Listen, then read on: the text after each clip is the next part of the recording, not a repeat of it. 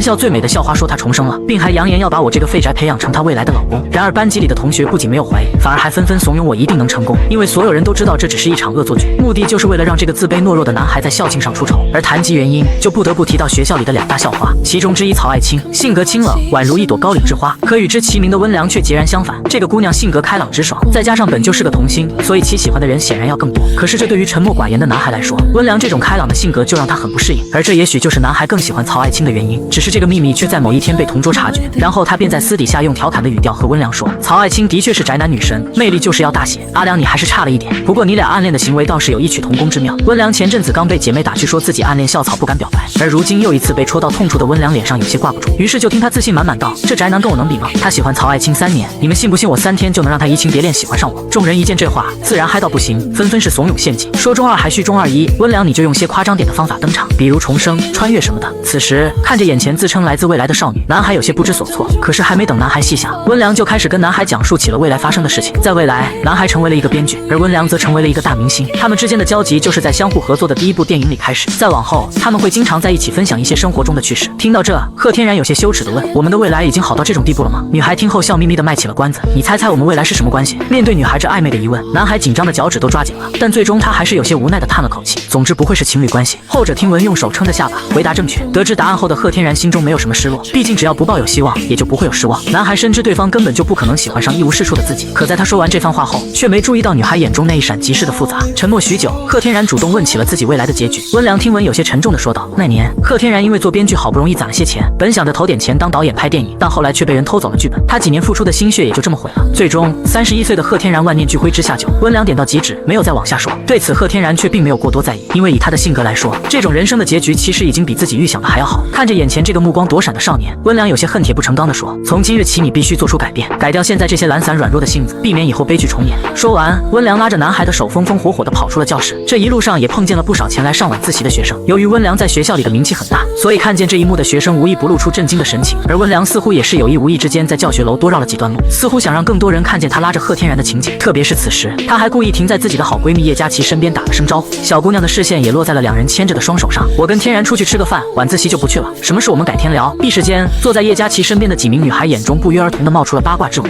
直到2人走出学校，温良这才将手给松开，只是贺天然却始终没有表现出恋恋不舍的表情。还是那句话，没有期待也就不会失落。只是没等多久，温良又换了一只手重新牵住了男孩。女孩看着对方的神情，言语中充满了玩味，你很紧张啊，刚刚那只手都出汗了。贺天然心虚地说道，我们这样对你对我都不好。温良并未理会，只是笑了笑，率先走进了一家餐馆。看着他的背影，贺天然本来想要一走了之，毕竟他是最怕麻烦的，但双腿却不受控制地跟了过去。2人就这样一前一后走进餐馆。不一会儿，2人面前各自摆放着一碗热气腾腾的面条。温良看着碗里的面条，吸了吸鼻子，一边搅拌一边问道，说说看为什么牵个手对你我都不好？就是如果学校老师看见会以为我们早恋的。说完，贺天然又心虚地补充了一句，而且同学看见了也不好，你看你闺蜜刚刚那眼神，难不成你喜欢我闺蜜啊？话刚说出口，贺天然刚到嘴里的面差点没吐出来。我不喜欢她，你其实喜欢的是曹爱青吧？你是怕被她看见？说完，温良神情有些失落地埋手吃着面。贺天然觉得有点胃疼，苦笑道，大姐别搞我呀，我是癞蛤蟆，跟你也只是老同学的关系，你们都是天鹅我高攀不起，但你这个反应搞得我像是把你辜负了一样。温良被逗笑了，他用纸巾擦了擦嘴角，那你就好好接受我的提议，好好被我改造，总有一天你会丑小鸭变天鹅的。贺天然顿了一下，我一开始就想问你，你为什么要帮我呀？你们这些重生者，重生后的第一要务不都先考虑自身吗？把上辈子的遗憾弥补了，然后借助前世的各种优势，这辈子再创高峰什么的。温良喝了口可乐，嘴里舒服的呀的一声，一本正经道，我是女孩子，怎么说走的也是女频路线啊，不要用男频小说的思维来衡量我。贺天然点了点头，看来我上辈子对于曹爱青的执念挺深啊，喜欢她的事你也知道了。温良很显然不想在这个话题上深究，他又道，你刚才说的理由只是对你有影响啊，对我呢？不会是随口骗我的吧？贺天然摇了摇头，不是啊，我们牵手对你影响更大了呀。我其实都还好了，主要你是女孩子，性格又大大咧咧的，难免会有些风言风语，而且我知道你们女生有时候说话比男生还难听。温良听着对方的话，一口一口咀嚼着碗里的面，最后他擦了擦嘴巴，把碗推了过去，我吃不下了，给你吃。此刻毫无经验的贺天然嘴角抽动，不知是喜悦还是吃惊，合着我刚才说的话都白说了，这不更让人误会吗？本姑娘乐意。温良笑意盈盈，满不在乎的给出了答案。我跟你说呀，重庆小面最后这1两真的是精华，调料都入味了，软硬也适中，温度就更不用说，就好像西瓜切开后中间的那一口，你可千万不要嫌弃。扪心自问，贺天然肯定不嫌弃，只是觉得有点不适应。无奈之下，贺天然将温良碗里的面条倒进了自己碗里，呼呼2下吃了起来。不得不说，这面味道真不错，因为明天恰好周末，于是2人吃完面条交换了联系方式后就各自回家了。回到家，贺天然回想今天发生的一幕幕，还是没有什么真实感。在这个世界真的有所谓的重生者吗？自己虽然中2了点，但也不傻。然后他打开著名的问答网站，尝试着检索了一下下重生这个问题的可能性。但搜着搜着，输入的问题发生了细微的变化。女孩子主动牵我的手代表什么？女孩子主动把剩下的食物让给我吃代表什么？怎么在短时间内提高自己的情商，从而在女生交往中不落入被动？我在想什么呀？贺天然，你清醒一点，你这个猥琐样，怎么会有人喜欢你啊？没想到温良的后劲这么大，原来这就是女孩子吗？怕了怕了，果然这个时候需要游戏的慰藉。深夜幽暗的房间中，蓝色的光打在了少年的脸上，他正一点一点翻看着温良的朋友圈。只见温良最新的一条朋友圈是3天前发的，只有短短4个字：我回来了。同时下方还附带着一张青春洋溢的自拍照，照片里的温良笑眼如月，让人一看就元气满满，微笑像是阳光，让人心里痒痒的。贺天然仔细看了会，莫名其妙的就保存到了相册。3天前嘛，这么说他3天前就穿越回来了。继续往下翻，女孩的朋友圈很多是自拍或者食物什么的，但敏感如我们的天然哥还是发现了一处非常不起眼的猫腻。温良每一次自拍，不管是跟朋友还是独自一个人，除了第一条自拍，他都会非常隐蔽的带上另一个人张之凡。这人是港城中学的校草，知名钢琴家的儿子。温良的每一次自拍，他都会有意无意的带到张之凡的背影或者侧颜，或在体育课上，或是学校走廊，或是在教室。张之凡每次也是不经意的跟别的事物互动着，丝毫没有察觉自己被拍进了相机。唯独眼下的这一条是在教室里，温良对着相机做着鬼脸，前排的张之凡无意的一个回头，唯一的一个正脸，真帅啊！即便同为男性的贺天然也不由心中感叹着，视线转移到了这条朋友圈的文案。贺天然忽然一愣，上面是这么写的：水管在开花，椅子在异乡，叶子有翅膀。这词儿有点眼熟，似乎在哪里听过。思来想去，贺天然打开手机音乐软件，很顺利找到了这首歌。点开歌曲的那一刻，他瞳孔一缩，歌曲的名字叫《我喜欢上你时的内心活动》。原来是这样啊！贺天然一脸平静地放下手机，他闭上双眼，我真是发现了一个不得了秘密呢。也许可以拿这个跟班里的同学打去，他们一定很感兴趣吧。毕竟校花暗恋校草这件事可是爆炸性的。算了，我好像也不是这样的人，别人喜欢拿我开涮，但我不能。如果这样做了，不是跟自己讨厌的人一样了吗？贺天然辗转反侧，一直睡不着，重新拿起了手机。之前那个音乐软件还没有关掉，他翻了翻自己的曲库，在一首民谣歌曲的名字上停留了下来。轻柔的音乐铺开，主唱富有磁性的嗓音将歌词娓娓道来。贺天然点击了转发按钮，随即发到了自己的朋友圈。罕见的，刚才转发的歌曲还没到1分钟，下面就多出了一个赞及一条回复，回复的人备注的姓名是老同学，哈哈哈，你果然一直都喜欢好妹妹乐队，未来也是，不过未来他们几乎半解散了，很少合体。贺天然吸了一口气，回复道：是吗？其实民谣的话还有很多可以听的，比如。不一会，对面消息回了过来，陈绮贞，记得你好像很讨厌的样子，未来我问你为什么讨厌，你也不跟我说，讨厌吗？哈哈，我也不清楚，可能现在的我还不讨厌吧，时间不早了，睡吧。误会。贺天然在心中补了一句，我现在讨厌了，倒也不是真讨厌谁，只是莫名有些烦躁。本来跟美女聊天，人家还主动找话题，应该是一件很惬意的事。深夜果然容易让人矫情吗？算了，不想了。贺天然刚一放下手机，一条新消息就震动了起来，然后他飞快的再次拿起，你跟女孩子聊天的时候，怎么可以主动结束话题？这一点你一定要改掉。温良这次没在朋友圈回复，直接发了消息过来，最后还补上了一个生气的表情包。贺天然没去管他，只是看着反反复复出现对方正在输入的提示，他不知道说什么好，手机里音乐还在播放着。我可能不应该跟像温良这样的女孩走得太近。贺天然把被子拉紧蒙住了头，习惯性的开启了自己的防御系统，手机持续震动了几下，终于停止了。被子里，手机散发着微弱的光。真的睡了吗？你不是夜猫子吗？这个时候应该是你思维最活跃的时候才对啊。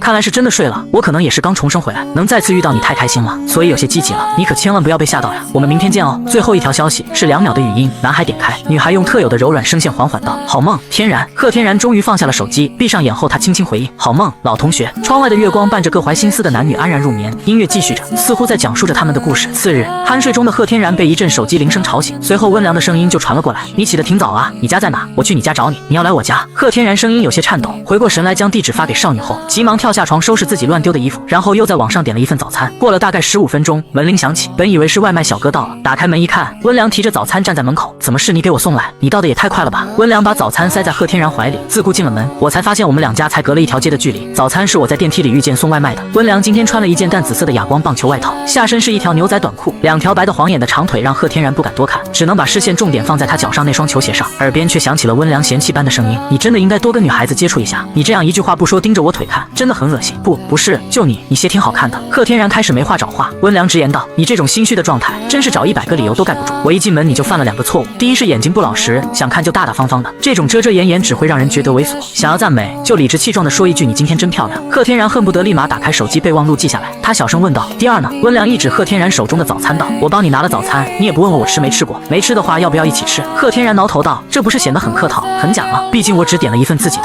温良面对这直男的发言真是无语了，他扶额道：客套是一码事，你说不说又是另一码事，这是最基本的礼节，记住了，以后要是遇到这种情况，就可以主动拿点饮料、甜品出来什么的。毕竟女生主食是一个味，甜点又是另一个，即便别人不要，也不会出错的。温良循循善诱，似乎真的在上课，而贺天然也没让他失望，一脸的认真。昨天你说要改造我，就是现在你说的这些吗？你知道就好。你衣柜在哪？卧室吗？女孩起身就往卧室走去。不说这个，我现在跟你说一说改造你的计划。你的改造计划追求的结果是让你更加自信，避免未来的悲剧，所以你需要一个改造的方向。现在你可以说一个名字，二次元也好，现实中的明星也罢，让我来判断一下这个方向适不适合你。贺天然想了想，其实他并没有做出改变的想法，只是看着温良认真的模样，他嘴巴张了张，莫名说出3个字：张之凡。温良一听直接愣住了，一贯被动的天然哥人畜无害的打出一记直球，我的人设就是你暗恋的对象，没想到吧？重生者，这就是我的改造路线。仅仅只是温良的一个迟疑，贺天然就发现了很多东西，这两人一定有事儿。为了不想面对即将到来的沉默，没等温良反应过来，他就率先干笑道：张之凡性格阳光，人又帅，学习又好，而且还会弹钢琴，简直是你们女生的理想型，明摆着是现充的人设，我们也许可以直接复制一下。温良脑袋一歪，斜眼看着贺天然，用一种审视的目光道：真的吗？贺天然点头如捣蒜，真的呀，我真觉得他挺好的。温良思索了片刻道：这种人设的难度对你现在而言，相当于你玩惯了奇迹暖暖，下一秒就去挑战只狼，懂吗？秒懂。贺天然已经习惯了温良的比喻方式，游戏里他是个硬核玩家，但现实中原来自己的段位卡在这么一个奇怪的位置上了。温良叹了口气，算了，我觉得这个不应该跟你讨论的，你这人喜欢被动，这种事情还得我推着你走，一步一步来吧。可能是之前回答让温良有了些情绪，贺天然不敢再多说什么，只能跟着他出了门。两人来到一个大型的购物中心，正在惆怅间，贺天然突然闻到一种独特的清香，他抬头一看，原来两人已经进到一家香水店，而温良正笑意盈盈地拿着一瓶式样香水看着自己。怎么样，香吗？挺特别，不会刺鼻，蛮好的。贺天然特别直男地回复了一句。他环顾四周，这家店装修极好，好像什么都卖，不光是香水，更多的还有一些限购的联名潮牌。平时见到这种地方，他进都不会进，毕竟宅跟潮天生就是反义词。第一次闻确实特别，不过这款香水最近几年被来回炒作，都快成街香了，但用起来也比较稳妥，适合你。女孩放在鼻尖嗅了嗅，满意的把式样放了回去。贺天然下意识看了看香水的名字，爱马仕大地，价格657100毫升，抢钱了吧？温同学，我们走吧。他低声惊呼，这价钱够他买3个游戏了。即便温良之前说帮他付钱，可让女生花钱这种事，贺天然还是没办法做到心安理得。我帮你付钱，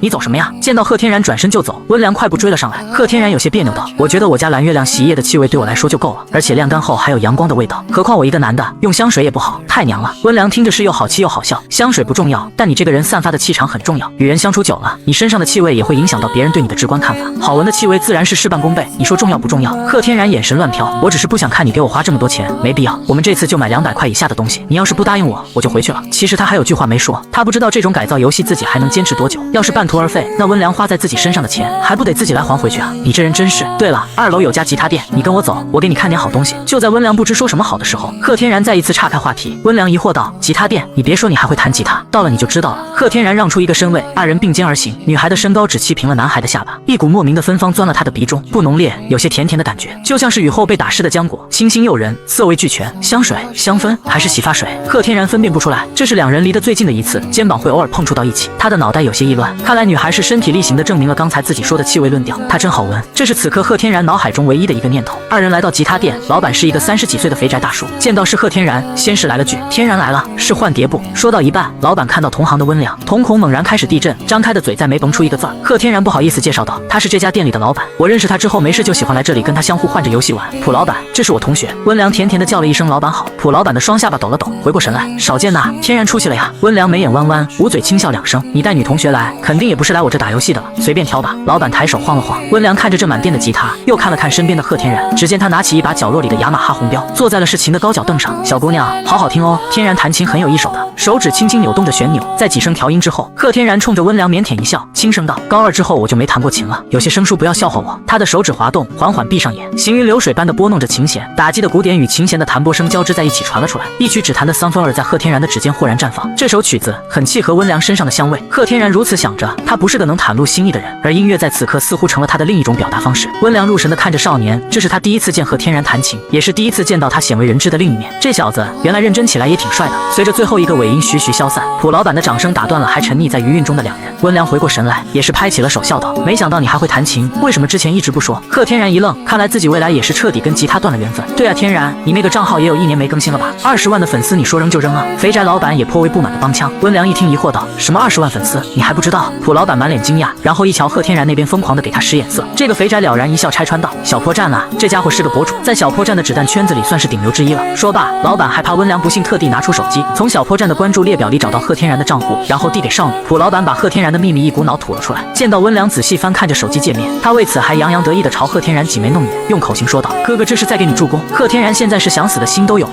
他放下吉他，赶忙来到温良身边，急道：“没什么好看的，我们走吧。”说完，他正打算自顾离开，温良却不再给他这样的机会，一把拉住了他的胳膊：“这是好事啊，为什么不想让我知道呢？还有，你为什么之后就不弹吉他了？”温良皱着眉发问。一旁的老板也补充道：“对啊，你说你现在升到高3，学习忙我能理解，但1年前你才高2吧？而且你小子现在来我店里换的游戏碟也不少吧？玩游戏的时间倒是一大把的。我不想讨论这个问题，今天只是意外。”贺天然耳朵都红透了。温良见到他这么窘迫，知道他的心里肯定是藏了事儿，宁愿自己憋着也不肯往外说，于是松开了手，安抚他道：“好，你不说我就不问。”他将手机还给一脸怒气不争的老板，朝着贺天然刚才用过的那把雅马哈红标抬了抬下巴，说道：“普老板，那把琴多少钱？”“那把呀，那把9800。姑娘，如果你是刚开始学琴的话，买不了这么贵的，我这里有几把入门。不，就它了，我扫你吧。”温良拿出手机准备付款，贺天然就算再不懂人情世故，这时也急了：“温同学，你干嘛呀？这把琴不适合你啊。”温良扭过头：“我没管你的事儿，你也别管我的。”贺天然一时语塞，只能瞪着眼看温良家也不讲的付了款。普老板喜滋滋的拿出了个皮质背包，将吉他装好。温良拿到手后直接扔给了贺天然：“送你了。”卧槽！普老板见到这一幕不由自主的叫唤了一声，然后非常识趣的坐在旁边吃瓜。“不是，这个太贵了，你要这样还不如给我买刚才的香水呢。”贺天然双手抱着琴，一副委屈巴巴的模样。温良双眼直视着他，大声道：“老板，这琴能退吗？”老板一边拿着手机记录下这一幕，一边应声道：“不行啊，退不了。”温良耸了耸肩：“你也听见了，我又不会弹吉他，你要是敢还给我，信不信我当场就把这吉他给砸了？1万块钱的东西说砸就砸。”视财如命的贺天然觉得温良100%能干出这种事，但如果接受的话，这份礼物实在是太过贵重了些。好在温良这时给出了一个解决方案：“也不是白给你，你必须答应我一个条件。”看着男孩小心翼翼的紧张神色，温良嘴角勾勒出一个甜美的弧度：“以后什么事儿你都必须听我的，不能逃避，也不能拒绝。你放心，我不会跟你提什么过分的要求，就相当于让你做的事儿价值都在这1万块钱之内。什么时候你的事够这1万了，你也就不用听我的了。”贺天然耳朵更红了，他还在犹豫，而看客老板都快听得跳脚了。这世界上有这么好的强买强卖吗？为什么偏偏是给贺天然这小子碰上？老子30几年都没经历过这种做梦般的场景。青春靓丽的女高中生，化身霸道御姐，调戏腼腆内向的小宅男。好，我答应你。贺天然权衡再三，还是答应了下来。琴他很喜欢，砸了他实在舍不得。好，温良眉眼带翘，双手一拍，似乎收到礼物的人是他自己。他绕到贺天然身后，推着他来到老板面前。女孩从他背后露出半张笑脸，吐了吐舌头说道：“交给你的第一件事，快跟你这位老板朋友讲讲价，1万块实在是太贵了。”走出吉他店时，他看着前方轻盈如小鹿般蹦跳的少女，终于说道：“温同学，不好意思啊，刚才让普老板误会我们的关系。”温良旋过身，双手背在身后。对了，刚才那首曲子真好听，我记得好像是叫《Sunflower》对吧？为什么会是这首曲子？不光是想在我面前炫技吧？男孩下意识退后，肩膀局促的抬了抬，他再次选择了岔开话题。我刚才就想问，你在未来没见过我弹吉他吗？这得问你自己，为什么会突然放弃？温良步步逼近，他速度不快，但面对只有一个身位距离的温良，对方说话时的吐气如兰，那张越来越近的俏丽脸庞，身上散发的醉人芬芳，贺天然心脏都快跳到了嗓子眼。等你想说的时候再说吧。他停止了前进，忽然一笑，明媚的笑容倒映在贺天然的瞳孔中，他如一束阳光，透过一丝缝隙照射进了男孩原本封闭的内心里。忽然，一只弯曲的白嫩手指弹打在了贺天然的眉心处。你又在想什么下流的事？我离你这么近也能走神呀？温良收回手，有些嗔怪道：“没什么，我们接下来去哪？”见到贺天然顾左右而言他的反应，温良对此唯有轻笑。他顿了一下，缓声道：“你现在真的跟未来的你一模一样。你知道太阳花的花语是什么吗？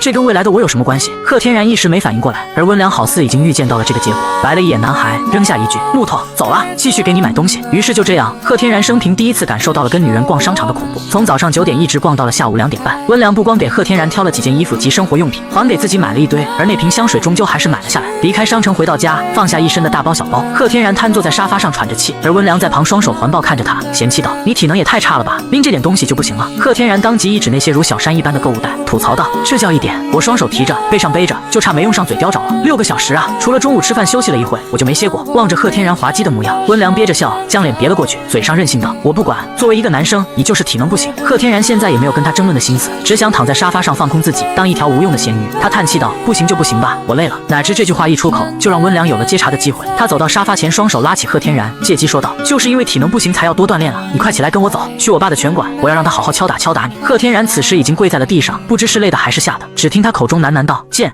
家长啊！”温良的父亲是教拳击的，这一点贺天然曾听同桌叶佳琪八卦时说过。温良看着躺在地上一动不动的贺天然，无奈拿出了杀手锏：“你是不是不听话？不听话就还钱。”二人再次出发，来到拳馆。拳馆里的一个少年看到门口的两人，惊喜喊道：“温良！”他这一声把在场训练的大伙都给叫停了，纷纷朝温良看去。师妹来了，少见啊，这么久没见，大明星还是那么漂亮哈。师妹，不是师兄说你这都秋天了，怎么还穿这么少？快拿师兄的外套把你腿遮住，不要便宜了这帮臭小子。这小子是师妹的男朋友。见着靠拢的学徒，温良从容地打着招呼，而贺天然的眼中，他们背后的杀气是蹭蹭往上冒，而其中有以刚才那个少年拳手为最，而且这人他还认识，就是班上暗恋温良的薛勇。贺天然转身就想溜，但温良偷偷扯住了他的衣角，没给他任何逃跑的机会。贺天然，你怎么会跟温良在一起？薛勇双眼死死盯着那个不敢直视自己的废宅。温良看了一眼薛勇，又看了看藏在自己身后的贺天然，眨了眨眼，含笑道：“他说今天想见我家长。”不光是他，在场所有人都被温良这一句话给惊到了，一时间拳馆里哀嚎四起。学废了呀！原来师妹喜欢这一款的，那我要这砂锅大的拳头有何用？在这群人里，可能有人是瞎起哄，但薛勇绝对是真的想要出手痛揍贺天然一顿，而且此刻他也是这么做的。他上前一步，正要抬手，忽然一声暴喝制止了薛勇的动作：“你们在闹什么？整个拳馆的人都在看你们！”所有人朝着这道喝声的来源看去，只见一个40-50岁的中年壮硕男子步步走来。这男人将近1.9米的个头，他昂首而来，气势惊人，一副刀眉之下更有一双虎目，不怒自威。而这样的男人看到温良后，也是露出一副难得的温柔神情：“宝宝，你什么时候过来的？爸，人这么多，你就不要这么叫我了。”温良脸上也是难得一红，小声说着。男人只是走近摸了摸他的头，然后望向一旁的贺天然。就只是这一眼，男人现在的脸上彻底没了表情。“你是谁？”贺天然上下唇打着架，过于紧张的他也嗫嚅着吐出一个字：“爸。”什么？男人眉头拧成一个川字。贺天然连忙摆手：“不是，我不是那个意思，叔叔你听我解释，我是温良的同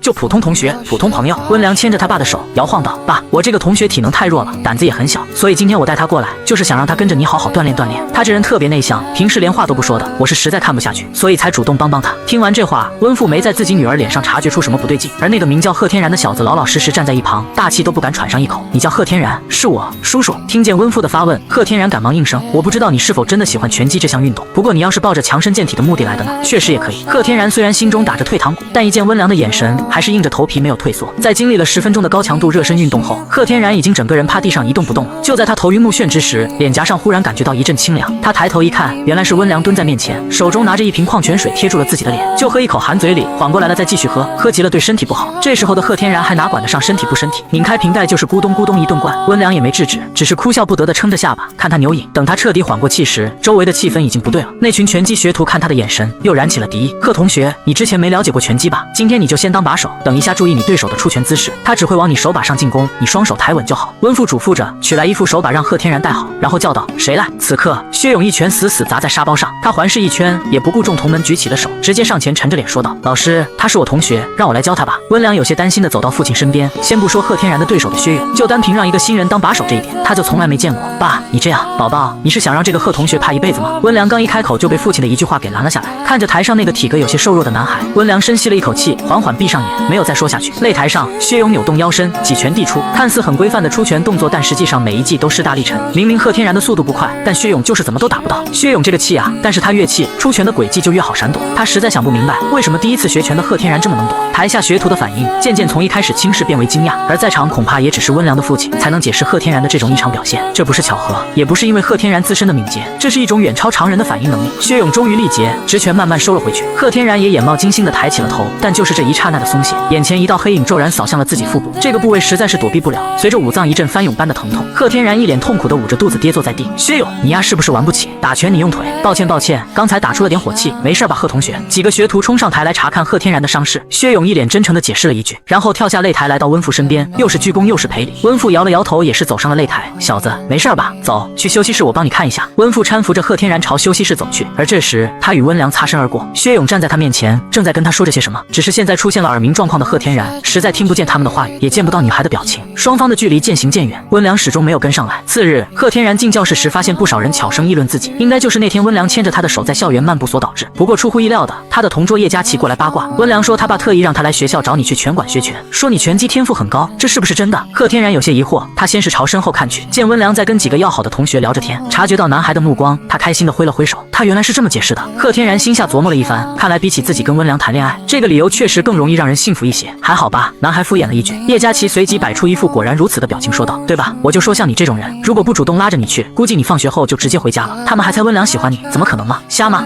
我不是那个意思，就是我明白，我也没往那个方向想过。”贺天然及时补话，这才避免了二人的尴尬。叶佳琪讪讪笑了笑，鼻翼忽然翕动了2下，然后探头朝男孩身上嗅了嗅，这什么味道？就是一点香水。今天早上，贺天然站在卫生间思考了整整3分钟，最后才决定听从温良的建议，在手腕和耳后喷了少量香水。本来以为会如往常一样被叶佳琪奚落嘲笑，没想到对方听到答案后愣了片刻，有些不自然的说道：“挺适合你，还挺好闻，谢谢。”两人沉默了下来。怎么回事？这个氛围有点怪呀。贺天然十分不适应叶佳琪现在的状态，而对方似乎也察觉到了自己异样，一时间没话找话般的说了一句：“你周末朋友圈发的那首歌蛮好听的，你什么时候有我微信的？”叶佳琪哼哼笑了2声道：“我是生活委员，班上所有同学的联系方式我都有好吗？只是我擅长潜水，人称八卦小仙女，像你在这种只知道动漫游戏的阿宅是不不会发现我的。不过我真的要说说你了，你好不容易加上温校花微信，别人晚上评论你的朋友圈，你还叫别人早点睡，误会。我的妈呀，我看到的时候都快笑死了，你是真的直啊！叶佳琪说着笑了起来，贺天然也尴尬的笑了笑，随即叶佳琪左右瞄了一眼，然后神神秘秘道：对了，你知不知道今天？就当他正要说话时，上课铃声响起，班主任陈梅适时走进了教室。开学也1个月了，这次月考成绩也出来了，按照咱们班的老规矩，按成绩重新调整座位，大家收拾一下东西，拿上书包先去走廊，等会张班长叫到学号的就进来。陈梅说完，台下嘈杂声四起，学生们或喜或忧的拿上书包来到走廊等候。角落里，叶佳琪对贺天然抱怨道：本仙女真是命苦，可能还要跟你这个宅男当上1个月的同桌。贺天然有些委屈，我觉得我这次月考发挥的挺好的。对了，你刚才想跟我说什么？一听这个，叶佳琪这才小声道：今天早上班长特意找了阿良出去，我们女生之间都传疯了，说张之凡因为知道温良牵了你的手，所以按捺不住，今天告白了。男孩听完后却面无表情。叶佳琪看了他2秒，奇怪道：你这是什么反应？怎么一点都不惊讶？其实挺惊讶的，原来张之凡喜欢温良吗？不是啦，他们是双向暗恋的。你难道没发现温良朋友圈的自拍都有张之凡吗？我没那么无聊。叶佳琪继续道：哎呀，那张之凡早在高2的时候就传出之所以选文科班，就是为了温良这件事，你肯定也不知道了。贺天然点点头。叶佳琪大失所望，你这个人怎么这么没意思啊？我问你哦，温良牵你手的时候，你有没有一丝丝的动心？你不是知道我喜欢谁吗？男孩自嘲般的一笑，你知道吗？像我这种中二的人往往都有一个优点，就是关于人生的错觉，我们比谁都看得透彻。叶佳琪一瞬间觉得眼前这个贺天然好像变了，但哪里变了，他一时也说不上来。很快，人群中的几个女孩把叶佳琪叫走了，独自一人的贺天然这才默默吐出了一口气。温良走过来打趣道：怎么啦？好像跟女生聊天很费精力的样子呢。没有，就是还有些不习惯而已。不习惯？我看你们有说有笑的，这可不像啊。可能就是跟你接触之后有经验了，我应该谢谢你才对，起码不会像以前一样见到女生不知道说什么了。这时温良好奇地问道：佳琪刚才在教室里想对你说的悄悄话是什么？就是他说你给我买的香水挺好闻的。不可能，这个应该是你进了教室，他闻了你之后说的话。这你也能猜到？记差了，就是他说我朋友圈发的歌挺好听的。也不是，这个应该是他扭捏的时候没话找话说的。贺天然现在满脑子的惊叹号，他惊愕地转过头，看着一脸促狭的温良，你不会是自我进了教室就一直看着我吧？温良一脸坦然地摊了摊手，我总得观察一下自己改造的对象到底有没有成长，对吧？贺天然无言以对，只感觉温良一直直视着自己，他不自然地挪开视线，不敢继续对视。片刻后，耳边听到一句：还疼吗？他说的应该是下巴上的伤，不疼了，就一个淤青，过2天就好。说着，他见到温良的手轻轻地探了上来，估计是想帮他揉一揉。男孩的身体下意识躲闪了一下，而这个举动让女孩的手停滞在了半空，悻然收回手。温良也有些内疚，我不知道那天薛勇也在，也不知道我爸会让你去当把手。对了，等会要不要跟我一起做？贺天然609分。就当温良犹豫开口时，男孩听到自己名字，先是说了句之后再聊，然后快步走到教室门口。他这次的成绩都不由让周围同学吃了一惊。贺天然平时成绩还不错，但也不算是顶尖，这次一下涨了50几分，可以啊，天然，私底下没少用功啊。第4排靠窗，张之凡对他笑着，笑容灿烂到刺眼，这让阴暗宅男浑身难受。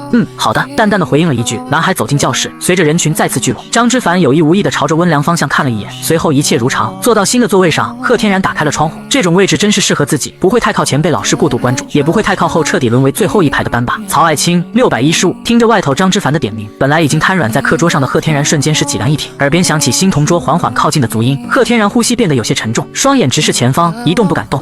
贺同学。进入教室的曹爱卿看着眼前这个异常严肃的男孩，说话不知不觉变得小心翼翼起来。他等了片刻，男孩没理自己。贺同学，再一次轻唤。贺天然终于扭过头回答道：怎么？男孩的声音有些低沉，特别是那双眼睛，没有任何感情的掺杂，如同直视深渊。这导致曹爱卿有点被吓到了。女孩有些为难地抬起手，指了指贺天然的座位，试探道：我能坐里面吗？我喜欢靠着窗。这个新同桌看上去是个很严谨、不好沟通的人，再加之贺天然在班上一直以孤僻著称，所以曹爱卿说出这句话的时候，其实也没什么底气。好的，贺天然机械性地回复了一句，蹭的一下站起来，收拾完自己的东西后，直愣愣让出了位置。这整个过程中，他的动作僵硬如同一个机器人，即便曹爱卿坐了进去后，他都再没正视过他一眼。曹爱卿有些不好意思地说着：你是不是不乐意啊？贺天然淡淡道：没有。对方越是这样，曹爱卿就越觉得迷惑。他给出了一个建议，要不然我们每天换着做。不用，好吗？这男孩每次跟自己说话，统统不超过2个字，难道是生气了不好发作？曹爱卿有些惴惴不安地拿出课本，耳边好像听到什么咚咚咚的声音，只是这非常细微，一时间他以为自己听错了。这当然不是女孩的幻听，只是贺天然的心脏在剧烈运作而已。别看从一开始到现在他只说了8个字，但每一个词他都在大脑里运算了几百次，排除了若干选择后，这才能够顺畅说出口的。曹爱卿偷偷看了身边同桌一眼，侧脸轮廓柔和，一副理性淡然的样子。刚才换位置的时候，他就嗅到了一丝丝的香味，再次确认之下，让他能肯定这个男孩身上应该是喷了点香水，味道不重刚刚好，应该是一个理智且笨拙，同时还带着一点点浪漫色彩的男孩子呢。曹爱卿心中对新同桌做出了这样一个评价，然后嘴角不自主微微勾勒，开始默默温书。同学们一个接一个有了新的位置。贺天然看向教室外，那里就只剩下温良跟张之凡2个人了。张之凡走了进来，看似随意的跟班主任陈梅说道：老师，温同学因为艺考的缘故，所以这次月考没参加，我冬天的时候也会参加艺考，所以我想我跟他坐一起吧，艺术专业上有个照应，学习上我也能帮到他。而这句话一落地，全班是哇的一声瞬间炸开了锅。这是什么？变相告白吗？张之凡也太勇了吧！女生们集体变变成星星眼，就等老师一句话定生死。陈梅看着眼前这对金童玉女，也只能无奈的笑了笑。张之凡的话都说到这种份上了，拒绝就显得有些不通人情了。1个月时间，之凡还有温良，你们的成绩只能涨不能退，一定！张之凡如同立了军令状一般，语气笃定。全班再一次爆发出一阵惊呼，就连身边的曹爱卿嘴里也小声的哇哦了一声。贺天然这才侧头看了他一眼，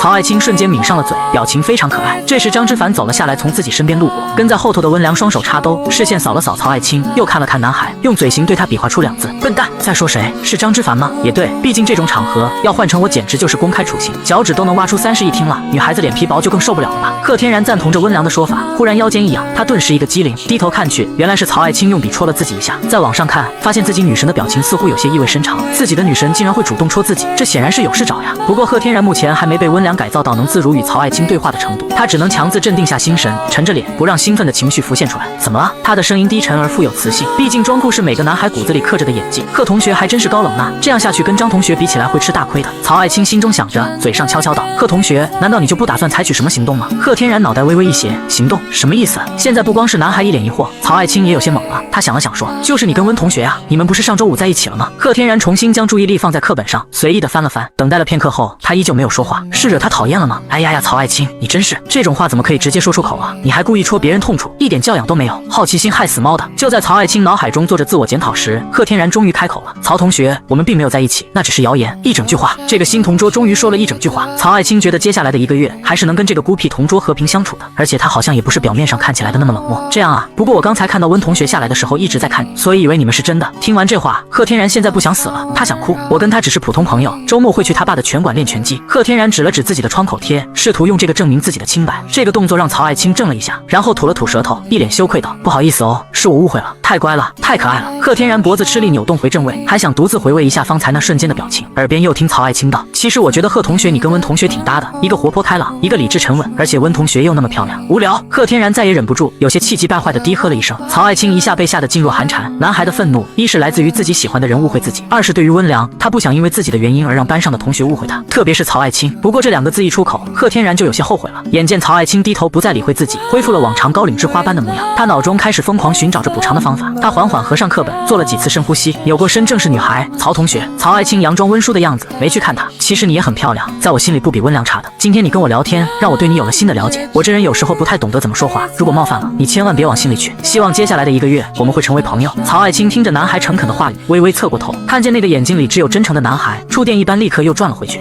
好。在得来曹爱卿如闻声一般的答复后，贺天然也正过了身，两人就这样默默低下头复习起了课本。片刻后，两人的脸不约而同的都红了起来。坐在他们身后的2个女同学都快看傻了。刚才贺天然的操作，他俩是尽收眼底，这还是他们印象中的那个宅男贺天然吗？这怕不是被哪个海王给魂穿了吧？一般来说，男生会觉得说出这种话十分尴尬而且丢面，但是如果真诚的说出口，反而会解决很多不必要的问题。毕竟坦率这种品质是不会惹人讨厌的。但现在的贺天然已经在心中念叨了18次温良了。老同学，重生者，未来的大明星，我已经照你教我的方法去做了，你可千万不能在这种事情上诓我呀！啪！此时就听身后一声巨响，台上正讲解着古文的语文老师声音一停，原来是薛勇刚才拍了一下桌子，只见他举起手站了起来，口中阴阳怪气道：“老师，我要求换位置，张之凡太高了，挡着我看黑板了。”他话中的醉翁之意，全班上下都心知肚明。不得不说，温良果然是明星体质，走到哪都是瓜。陈梅推了推鼻梁上的眼镜，别人张之凡就是因为身高，即便考得好也主动往后排坐。你呢，薛勇？那个位置你从高1一直坐到高3，现在你说别人挡着你了，你好意思吗？薛勇一脸不耐烦说道：“那我现在想积极一点，坐个前排也不过分了。”行，好啊，拿上你的桌子，搬到我讲桌旁边来。就这样，在同学们的哄笑声中，薛勇不情不愿地搬起了桌椅，换了个王位。温良似乎对自己身后发生的状况置若罔闻，只是看到贺天然也朝自己看来时，他拉了拉眼睑，赌气般的做了个鬼脸。贺天然做了个加油的姿势，温良一头雾水，难道是自己的动作不够标准？能够跟自己暗恋的对象坐在一起，一定感觉很紧张，精神紧绷，偶尔迟钝，我能理解，感同身受呀。贺天然如此想着，开始集中精力听起课来。嗡嗡，包里手机忽然震动了2下，他拿出一看，温良发来的。你有病？没有，就是心脏跳得特别快。真的病了？不会是周末练拳运动量太大了吧？不是，是因为女神近在我身边。师傅，我已经把你教我的方法活学活用了一遍。什么方法？就是你说的那个赞美就大大方方的赞美。刚才曹爱卿还答应跟我做朋友了，我接下来要怎么做？师傅，你怎么了？难道是时机不对吗？师傅，你说话呀！谁是你师傅？滚蛋！临近午休，下课铃声刚响起，温良大步走出了教室，看表情似乎有些不悦。而贺天然这边，一个意想不到的人找上了他。薛勇垮着个脸，语气不善：“出来一趟，有话跟你说。”贺天然有些不解，心想我又不是张之凡，你喜欢温良找我干嘛？不过这话他也只能在暗自嘀咕，嘴上试图说理道：“温爸爸。”爸说了，我们现在也算是同门，不应该，不是要打你。薛勇按捺不住吼了一声，他叹了口气，有些不耐烦的低声道：“跟我来。”二人来到学校操场，薛勇坐在草坪上，看上去异常颓废。贺天然只需看一眼他落寞的背影，就已经有了答案。他失恋了，这是情伤很重的那种。于是便在他身边坐下，很是老道的安慰着：“我觉着吧，拜拜就拜拜，下一个更乖。你懂个屁，你个宅男，啥都不懂。”薛勇发泄似的骂了一句，但这次贺天然并没有表现出畏惧。那你追回来啊？你在这骂我有什么用？薛勇被气笑了，他贬低道：“要是情敌是你小子，别说是追回来，我都能打到你生活不能自理。但这次不一样，合着你是觉得竞争不过张之凡，所以拿我撒气呢？我招你惹你了？他张之凡也就是一凡人，跟我哪里不同了？”薛勇没想到这死宅在这方面还挺伶俐，他气结了半天，最后吐出4个字：“他帅啊！”干！确实，二人在这方面出奇的达成了一致。片刻后，还是贺天然打破了沉默道：“在我看来，你也不是没有机会。温良应该不是一个外貌协会，追求他的人多了去了。要是喜欢帅的，早就换了一茬又一茬，所以还不至于那么快被张之凡攻陷下来。”薛勇还是没什么信心。那如果温良一开始就喜欢张之凡呢？毕竟他朋友圈里的那些照片都有张之凡的身影。贺天然心中汗颜，好吗？合着你们都知道，只有我还当成一个新闻。见贺天然不说话，薛勇急了：“其实我这次找你出来，是想请你帮我打探一下他们发展到哪一步了。没什么感情经历的废宅有些莫名其妙，别人的私事我怎么好打听啊？”而薛勇貌似很笃定的道：“你一定会知道，因为他跟我说过你是他最好的朋友。如果我以后再为难你半点，他就会跟我彻底绝交。”贺天然有些恍惚，脑海中回想起拳馆时薛勇与温良交流的情景。良久后，他缓缓点头：“我可以帮你。”真的？薛勇从草坪上直起身：“真的呀，但是如果实在打探不出来，你也别怪我就是了。”贺天然面带轻松，眼前突然出现一只手掌，两人的手在空中紧紧握了2下。薛勇咧嘴笑道：“我发现你小子还挺会来事儿的，能交朋友。不，你也是我岳父的徒弟，所以你是我师弟。”薛勇咚咚咚拍着自己胸膛，豪气干云道：“师弟啊，以后在学校但凡你看谁不顺眼，或者受了委屈需要帮忙，你一句话，只要我薛勇横着走一天，就不会让你双脚落了地。”二人约定完毕，交换完各自的联系方式，薛勇说道：“走，咱们也别去食堂了，隔壁街的茶餐厅点上一桌好的，而且这个点他们家的菠萝油应该刚出炉，交个朋友还能蹭顿饭，挺好。”贺天然刚想答应，手机响了起来，他拿出手机一看，显示的姓名是老同学。谁啊？温良。贺天然随意一打，薛勇示意赶快接，然后心里寻思：老同学，怪不得阿良说师弟是他最好的朋友，原来早就认识了。哎，之前错怪他了，等下要好好赔个不是才行。这边贺天然已经接起了电话：“你人在哪呢？教室里没见你人，吃饭了没？一起去食堂。”贺天然看着薛勇给自己比划着手势，他挠了挠头：“隔壁街茶餐厅，这个点他们家的菠萝油应该刚出炉，要不要去试试？”“你怎么知道我喜欢吃那个？我们校门口见。”电话里传来温良惊喜的声音，紧接着就是一阵忙音：“吃瓜莫下场，下场莫吃瓜。”这点道理贺天然自然明白，只是薛勇把气氛都轰到这儿了，他本想装样子，以后就打算糊弄一下，现在也不得不认真了起来。提问：薛勇喜欢温良，温良喜欢张之凡，而张之凡貌似也有了回应，现在加上一个喜欢曹爱卿的工具人贺天然，请问这段感情线有几个角？贺天然咀嚼着口中脆嫩的菠萝油，凭他的数学天赋还不足以解决这么复杂的感情问题。而对坐的温良打量着他的表情，开口问道：“不好吃？”“没有，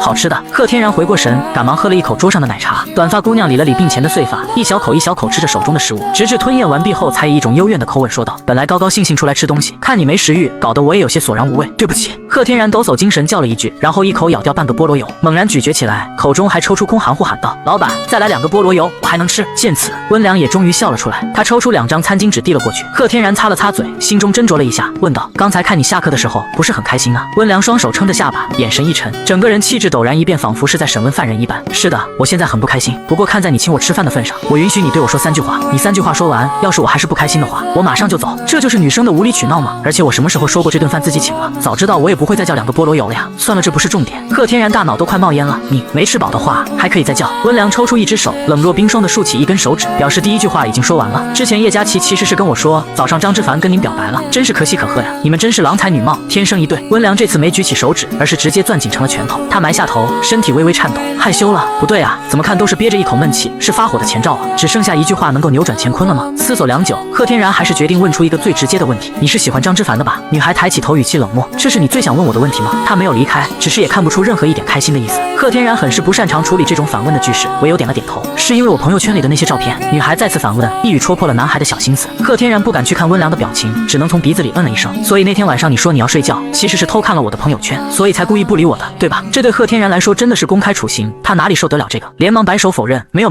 我是真的困了。”温良眯着眼睛：“你撒谎。”女孩双手撑着桌子，上半身缓缓靠了过来，玩味道：“你知道吗？如果这个时候你说实话，我的好感度会加10点。”贺天然咽了咽口水，吞吞吐吐道：“你现在是开心还是不开心？”温良一听怔了一下，最后是无奈一笑退了回去，勉勉强强吧。你的表现真是差强人意。那以后我遇到这种情况要怎么办？温良白了他一眼，你还想跟谁遇到？曹爱卿吗？贺天然的脸刷一下红了，你似乎理解上出现了偏差。我对你的改造，并不是以你追到女孩子为前提的，我只是想让你成为更好的人，避免你未来的悲剧。贺天然一琢磨，好像确实如此。不过成为更好的人跟追女孩子也没什么冲突吗？面对贺天然那求真问道的火热眼神，温良真的败了。他道：“记住了，这种情况就只有2种解法，一是尽量用问句来结尾，但是这个问题必须要让对方有深究下去的欲望；二就是贺天然这边手机上认真记录着，耳边听女孩道：看着我，别说话。那个看着人不说话，会不会有点不礼貌？”温良彻底忍不住一推桌子，椅子顿时倒滑出几步。他兀自是双手环抱，止不住的叹气。他拿出手机，手指轻点，是不是今天发生的所有问题都出自我的朋友圈？大部分是的，我都删掉了。说完，他翻转屏幕，贺天然一看，还真是全部删除了。这么绝情的吗？男孩有些不安，他缩着脖子道：“你真的不喜欢张之凡了？”“喜欢啊。”温良直白的给出答案，临了又补充了一句：“不过那已经是上辈子的事情了。”“你过来干嘛？”贺天然起身走到温良身边，他忽然脸颊一酸，原来是女孩扯着自己脸，然后咔嚓一声，照片里定格下了男孩咧嘴滑稽的表情与女孩奸计得逞的笑容。二人刚走出茶餐厅，贺天然就收到了薛勇发来的微信：“师弟，打听出点什么没有？”“放心，温良亲口跟我说了，喜欢张之凡那是上辈子的事儿了。”“上辈子几个意思啊？”贺天然摸了摸下巴，自己也不知道怎么回。这一来一去的消息铃声也传到了温良耳里。此时他正在修着刚才二人的自拍，听见声响后抬起头问道：“我没给你发微信吧？是谁？”男孩辩解了一句：“你能不能不要每次用这种猫盯着老鼠一样的眼神看着我，怪可怕的，而且我就不能没有其他朋友了？”温良停下了脚步，好整以暇道：“朋友，来，你把名字说给我听一下。”“就是我家的群里有人发的几张色图，你确定要知道？”温良虽然还是一副有恃无恐的样子，但渐渐红透的耳根出卖了他。恶心，四斋真恶心。丢下这样一句，女孩嫌弃似的快步走出了一段距离。贺天然这才拿出手机，继续跟薛勇汇报起了工作，应该就是过去式的意思吧，反正现阶段两人应该没什么事，那就好。对了，师弟，你有没有问他中午为什么生气？我看温良自打跟张之凡坐一起后就闷闷不乐的样子。贺天然想了想，怪不得刚才好像忘了些事儿，原来把最关键的问题给忽略掉了。可是现在也不好问了。然后回复道：“这个就像龙的逆鳞，我暂时不敢碰。”“明白，辛苦师弟，有什么需要帮忙的，一定要跟师哥说。”看到这一句，联想到刚才温良说自己没朋友，有一个深藏已久的念头开始蠢蠢欲动。他还真有个忙需要薛勇帮助。“老哥，你能不能帮我要一个人联系方式？”“可以啊，谁的联系方式？”“曹爱卿。”“我去。”“老弟可以啊，上来就整硬菜。我周围朋友没有曹爱卿的联系方式，要不等会放学我就亲自帮你要来。”“你就愣要啊？你确定别人会给吗？”“不一定，主要还是曹爱卿在学校太低调了，感觉也不好接触的样子。”贺天然敢打包票，像曹爱卿这类型的女生，如果按照传统的攻略模式走，难度一定高达5颗星。这次的计划大概率会失败。你听说过救猫咪吗？救猫咪？啥玩意？贺天然嘴里啧了一声，换了个能听明白的词儿。“我的意思是，我们可能需要一点套路，一点戏剧冲突，一点抓马。”“明白，你的意思是想要英雄救美是吧？”“行啊，这个我在行啊，我叫几个哥们配合你，不要那么俗。你等会，我写个剧本发给你。”“还有剧本？师弟，你这个弄得有点专业啊，你就按剧本走就行。等着，你看完没有？”前方传来温良羞愤的怒吼。他本来以为贺天然会很快追上来，但久等不来之下，他一扭头，发现这个死宅拿着手机聊得正欢，就几张下流的图片而已，难道还有仔细揣摩一番，交流一下感悟吗？女孩不由得是怒气不争，心中痛斥贺天然有眼无珠。夜幕逐渐降临，晚自习，每个高中生都深恶痛绝的字眼。贺天然盯着头顶的白炽灯，然后又看向黑板正上方的圆盘挂钟。现在的时间是8点29分，随着秒钟逐渐移动到12点的位置时，本来还充满着灯光的教室瞬间陷入一片黑暗，寂静的教学楼瞬间爆发出一阵略带兴奋的笑吼，同学们纷纷拿出手机照明。曹爱卿亦是如此，他很奇怪，身边的同桌似乎并不打算照明，而且也没流露出太多的兴奋，因为一般男生遇到这种不用上课的情况，都会瞬间反组成猿猴，又叫又闹。班里的老师呵斥几句，闹哄哄的教室渐渐安静下来。在门外与别班的几个同事商量了几句后，他回到讲台说道：“有人剪掉了学校的保险丝，这种做法极度恶劣。现在所有高3的同学都到体育馆集合。”贺天然并没有选择与曹爱卿同行，反而是提前到了体育馆。他坐在观众席的一角，百无聊赖，眼看着时间快到9点，手机终于是震动了一下，是叶佳琪发来的消息：“你在哪？老师说要签到记名，提前走的算旷课。我们班在篮球架这边，过来找我签到。”果然不出自己所料，贺天然起身慢悠悠地走向指定位置。人群的不远处，曹爱卿满脸的焦急，男孩故意排在队尾，自然也是最后一个签完字的人。当把这一切做完，他才慢慢走到曹爱卿身边。“怎么了？”曹爱卿看着这个同桌，略显尴尬地说道：“来的时候被一个人撞到了，手机飞了出去，想捡回来的时候就找不到了。2个方法，要么回去找，要么报告老师。”贺天然提议着，而曹爱卿摇了摇头：“刚才几个朋友已经帮我找了一圈没找到，而且老师也说等来电了或者白天更好找些。现在都快放学了，我也不想麻烦他们几个，所以让他们先走了。那打电话呢？”曹爱卿表情沮丧：“试过了，打不通。”贺天然拿出手机：“那再打一次试试。别急，我陪你找。你电话多少？”曹爱卿本来也不抱什么希望，可看着这个同桌很是沉稳的模样，心里的慌乱也慢慢平复了下来。随着一串数字爆出，号码拨通，手机那头传来嘟嘟的声响，通了。贺天然按下了免提，手机界面上已经显示出接通后的通话时间。曹爱卿眼睛一亮，但本来接通的电话对面却迟迟没有言语，沉默弥漫在二人之间。教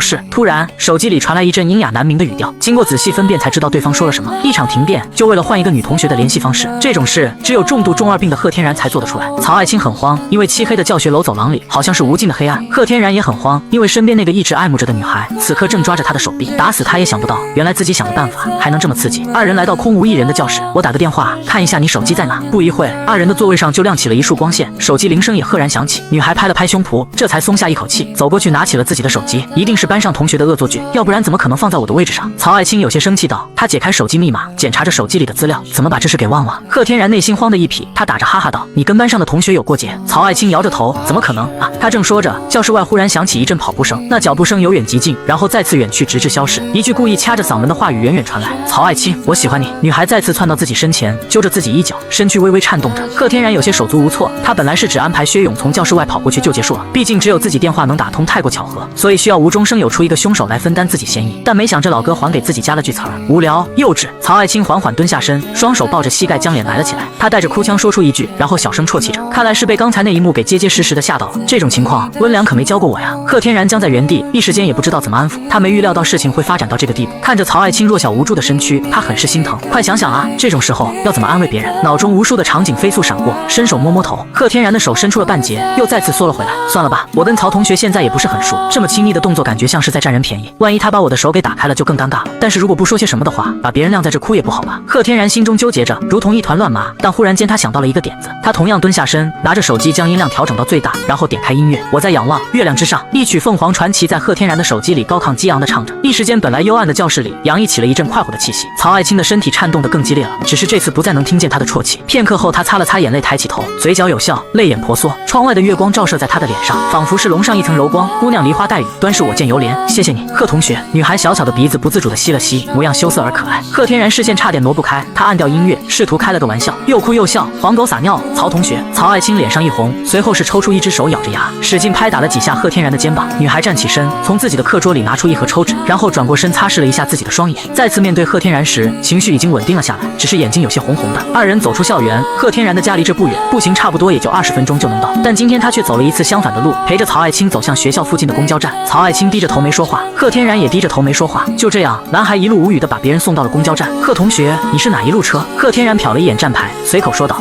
我是116。曹爱卿开心道：那你跟我坐的是一辆公交啊，可我从来没见过你啊。贺天然挠了挠头，想着谎言迟早要穿帮，还不如实话实说了。其实我就是想送你安全上车，刚才看你被吓得不轻。他故意不去看女孩的反应，但却能感受到女孩的视线正在看着自己。贺同学，你真是个好人。干，这好人卡来的真是猝不及防。此刻内心活动激烈的贺天然耳边又听到一句：我能加你微信吗？可以，我的电话号码就是微信，你手机里应该有。人生的大起大落来得太快了，虽然已经有了曹爱卿的联系方式，但女神主动提出交换微信这一点，还是让贺天然瞬间就飘飘然了起来。曹爱卿小声嘀咕了一句：你以后叫我小青或者爱卿就可以了。贺天然也磕巴回应道：那你叫我天然吧，我身边朋友都这么叫我。曹爱卿声若蚊蝇的答应了下来。片刻后，标有116字样的公交车平稳到站，曹爱卿跨步上了车，回身挥了挥手：那我就先走了，明天见。天然，明天见。贺天然站在站前，嘴里曹爱卿的名字转了半天，愣是只说出了半个字的拼音。曹爱卿掩嘴一笑，车门关闭，公车驶动，最后陪着贺天然的只有一股尾气。可即便是这样，男孩还是深深的吸了一口，然后重重吐出。他骤然转身，2步并一步，3步并一步，越走越快，直至双腿飞奔起来，高高一跃，开心大叫。薛勇发来消息：怎么样，贺导，我最后那句词加的好吗？贺天然这次几乎是用吼声回了条语音：老哥牛茶。曹爱卿同学是一个认真学习且保持自律的好孩子，早上6点闹钟一响，他就会准时下床，花半个小时的时间洗漱，头发干练的扎成马尾，然后做半个小时的听力练习。等到了7点，跟起床的母亲打一声招呼，然后出门搭乘公交赶往学校。他很喜欢校门口包子铺的黑米粥，这是他的固定早餐，每天都会过来买上一碗，加入2勺白糖，口味甜的有些发腻，但他就是中意这个味道。你们看，昨晚小梁发的朋友圈是跟贺天然的合照，身后几个同班的女孩子一边吃着包子，一边热火朝天的讨论着。曹爱卿吹了吹热乎的粥，送出嘴中，只听同学们继续道：什么？我看看，好亲密啊！但你之前不是说温良喜欢张之凡吗？对啊，我也不知道为什么，温良昨天把之前的自拍都给删掉了，他不会真的喜欢贺天然吧？不要拆我 CP 啊！我从高1就磕温凡了，这个宅男凭什么呀？恶心死了！原来贺同学在别的女生眼里有这样的印象，明明也没怎么接触过别人，主观臆断真是害人不浅。怪不得贺同学一直都很孤僻。曹爱卿觉得今天的粥好像不是很甜的样子，于是又加了1勺白糖。我就说贺天然去温良家开的拳馆练拳一定没安好心，温良估计也只是拿他当朋友，没准是温良就是发张照片想气一气张之凡，毕竟昨天绯闻一闹，班长就坐不住了，还主动换了位置，可能这次的照片也是要刺激一下班长。你这么一说好有道理，如果真的是这样也太甜了吧。希望班长能够明白小梁的用意，只是突然觉得贺天然有点可怜。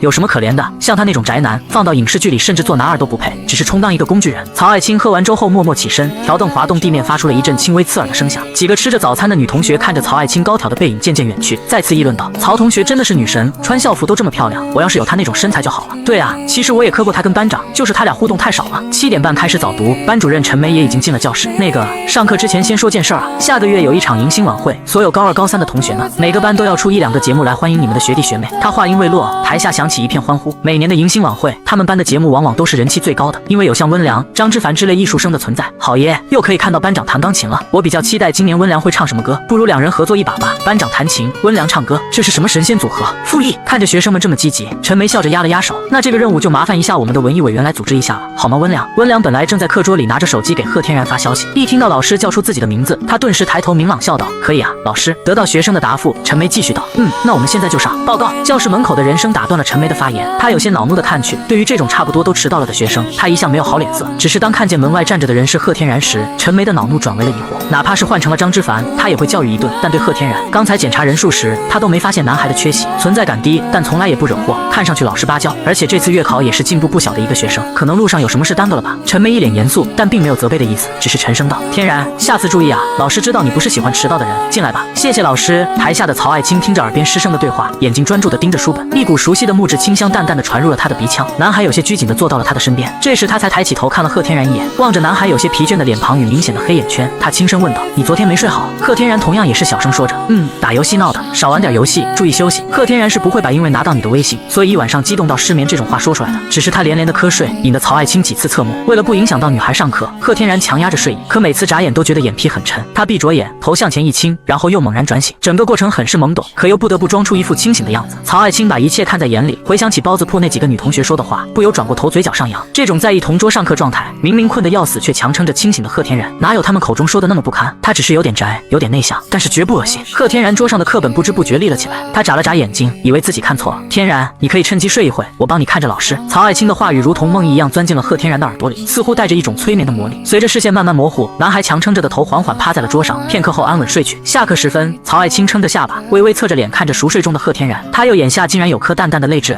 女孩手中的中性笔在空白的笔记本上随意滑动着，男孩嘴唇翕动，似乎在很小声地说着什么梦话。曹爱青手中一停，下意识凑近了些，但在下一刻，貌似偷听到了内容的他，飞也似的回正了身位。身后传来一道足音，随后是一个女生的呼唤：“贺天然！”温良双手插兜走到贺天然身边，好奇地看了一眼曹爱青合上了的笔记本，然后露出一个询问的目光。曹爱青平淡道：“他来的时候就睡着了，坐在外道还睡觉，这不是耽误你出去吗？”温良笑了笑，由于曹爱青的座位靠着窗，抵着墙，想要出去必须让贺天然让开。曹爱青摇了摇头，表示并不介意，以后遇到这种情况，你这样把他叫起来就行。说着，温良右手一抬，啪的一下打在贺天然的后背上。正酣睡中的男孩赫然惊醒，直起脊梁，只花了半秒钟的时间就睡意全消，然后一脸平静。怎么了？尽管他极力将自己的声线沉下来，可还是能听出一丝倦意。两个女孩都是第一次见到贺天然这种醒来之后没有任何情绪流露，反而更显深沉的表现，就好像刚才他其实一直都是醒着的一样，所以一时间都有些好奇。你醒着的？曹爱青问了一句。没有，我被人吵醒后都是这样，习惯而已。走，陪我买瓶水，我有话跟你说。温良随意说出一句，二人走出教室。校园僻静处，贺天然搬开手中的可乐罐拉环，舒爽地灌了一口。温良含着吸管，喝着纸盒中的香蕉牛奶。好不容易跟你女神坐一块了，你就拿来睡觉啊？太困了，也不知道怎么的我就睡死了。刚才你叫我的时候，我没流口水吧？温良没好气地说了一句。流了，一桌子都是。看着贺天然信以为真的紧张神情，又不好意思继续骗他。你昨天晚上到底在干嘛？看你今天很平静的样子。男孩如实回答，就是回到家后练了一晚上的琴，因为这2周就要出新的视频，所以一直在选歌。听到这个回答，温良的表情缓和了些。对了，学校的迎新晚会，我们一起上吧，我来唱歌，你来给我伴奏。温良突然提议道。见到贺天然疑惑的表情，他又复述了一遍今天陈梅说的话，哪知少年听后连连摆手。我不行的，我拍视频都不敢露脸，你现在让我上舞台，我一定会搞砸，我要死的。女孩眉头一皱，你听不听我的话？想起自己还有1万块钱的负债，贺天然无奈道：听。温良松开吸管认真道：那你现在就把我要死，我不行之类的念头或者口头禅都换成我可以。天然，我知道让你现在上舞台你会很紧张，所以这就是我们这个月改造的重点了，让你在大庭广众之下还能自如的行动、发言、表达自己。这次迎新晚会不是一个很好的契机吗？他一口气将话说完，贺天然下意识就想退缩，口中还是道：